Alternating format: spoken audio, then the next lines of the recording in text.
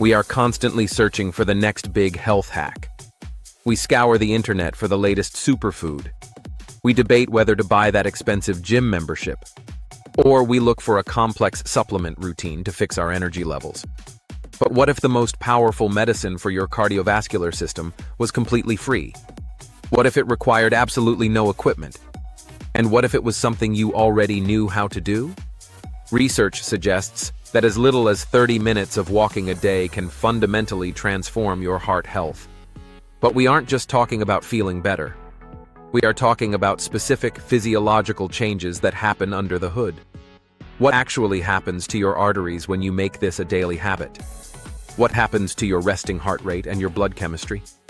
Today, we are going to dive deep into the science of what 30 minutes of walking every day does to your heart. And make sure you stay with me until the end. Because we are going to debunk a very common myth about the 10,000 steps rule.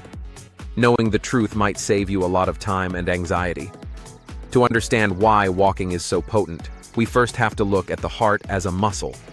Because that is exactly what it is. Just like your biceps or quadriceps grow and adapt when you lift weights. Your heart adapts when you walk. When you step out for a brisk walk, your muscles demand more oxygen. To meet this demand, your heart has to pump faster and with more force. This might sound stressful to the body, but it is actually a form of positive stress.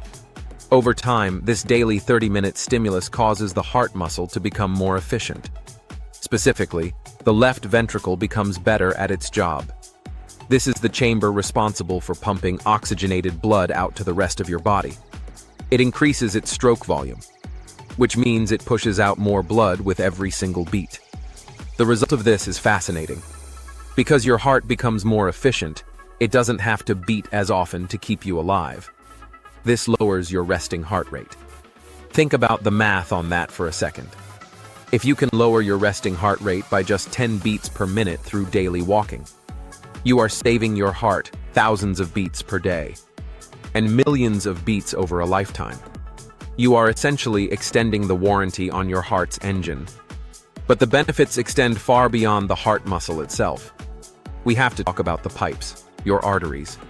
One of the biggest risks for heart disease is high blood pressure, often called the silent killer because it has no symptoms until it is too late. When you walk, something incredible happens on a microscopic level inside your blood vessels. The sheer force of blood flowing through your arteries stimulates the production of a molecule called nitric oxide. Nitric oxide is a vasodilator. That is a fancy way of saying it, signals the inner muscles of your blood vessel walls to relax and open up. When your vessels widen, blood flows more freely and pressure drops. Studies have shown that consistent walking can lower systolic blood pressure by as much as 5 to 10 points. This is comparable to the effects of some blood pressure medications. By walking 30 minutes a day, you are actively keeping your arteries flexible and youthful, preventing the stiffening that usually comes with age. Now, let's go even deeper into the chemistry of your blood. Your heart health is heavily influenced by what is floating around in your bloodstream, specifically cholesterol and sugar. You have likely heard of LDL, the bad cholesterol, and HDL, the good cholesterol. Daily walking influences the enzymes that help move LDL cholesterol from your blood to your liver, where it can be processed and excreted. At the same time, it boosts your HDL cholesterol.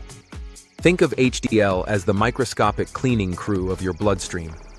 It travels through your arteries, scraping up excess cholesterol and plaque, reducing the risk of a blockage that could lead to a heart attack. Then there is the issue of blood sugar. In our modern world, we consume a lot of processed carbohydrates, which spikes our blood glucose.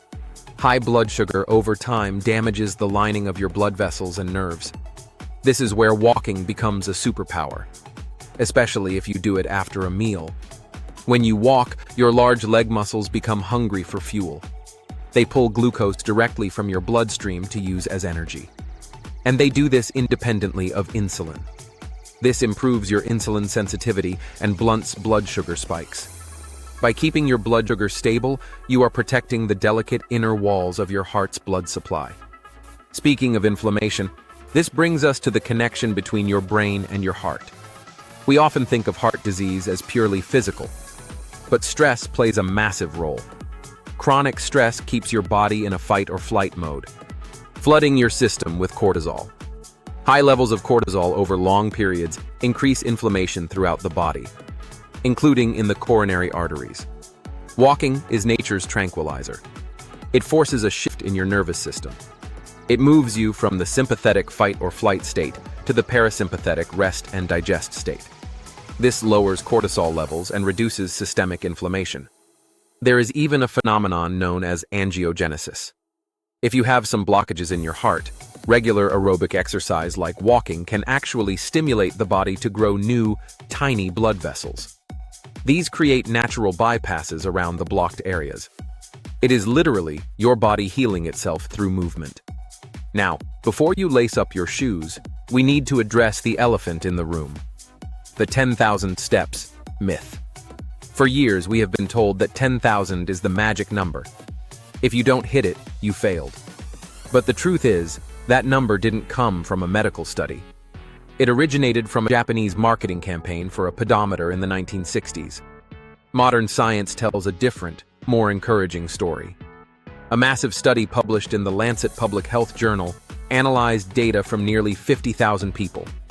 They found that for adults under 60, the risk of premature death stabilizes around 8,000 to 10,000 steps. But for adults over 60, the benefits max out at around 6,000 to 8,000 steps. What does this mean for you? It means you don't need to obsess over hitting 5 digits on your pedometer. A focused, 30-minute brisk walk will get you roughly 3,000 to 4,000 steps.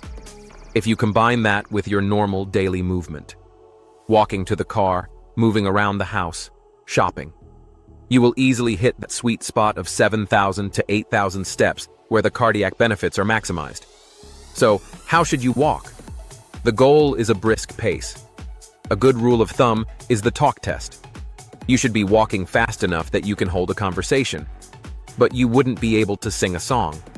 That is the zone where your heart is getting the workout it needs without overstressing the body. Remember, your heart beats for you roughly 100,000 times every single day. It never takes a vacation, and it never asks for a break. Giving it 30 minutes of support is the best investment you can make.